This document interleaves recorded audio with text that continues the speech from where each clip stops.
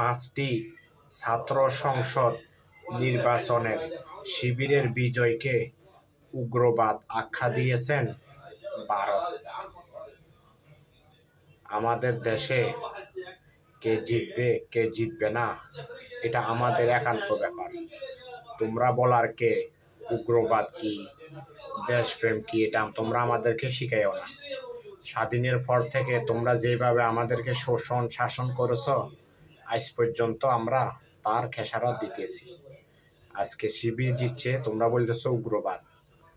তোমরা তোমাদের দেশে সংখ্যালঘু মুসলিম ভাই বোনদের উপরে স্টিম রোলার চালাচ্ছ, যে তা কি উগ্রবাদের ভিতরে পড়ে না? তা কি তোমাদের জন্য কি হালাল? এখন শিবির জিতেছে, বাংলাদেশে উগ্রবাদের উত্থান হচ্ছে। শুধুমাত্র বাঙালিদের দালালির কারণে আজকে ভারত এই সাহস পায়। দালালি যদি বন্ধ করে দেওয়া হয়, ভারত কখনো এরকম সাহস দেখাবে না।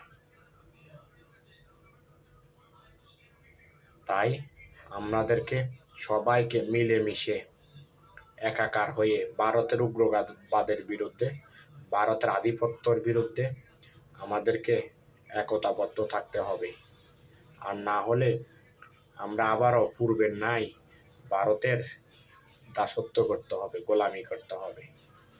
এই জন্য আমরা ভারতের সাথে কোনো যুদ্ধ চাই না, কোনো সংঘাত চাই না, কিন্তু আমরা এটাও চাই না ভারত আমাদের উপর রাজত্ব করুক, ভারত আমাদের উপর তাদের প্রভাব খাটাক এবং তাদের RSS এর সকল কিছু বাস্তবায়ন করুক। এটা আমরা চাই না। আমরা চাই আমাদের দেশ নিয়ে শান্তিতে থাকার জন্য, কিন্তু ভারত চাইতেছে অশান্তি করার জন্য। তারা আপ্রাণ চেষ্টা চালাচ্ছে বাংলাদেশকে অস্থিতিশীল করার জন্য এবং বাংলাদেশের অর্থনীতিকে পঙ্গু করে দেওয়ার জন্য।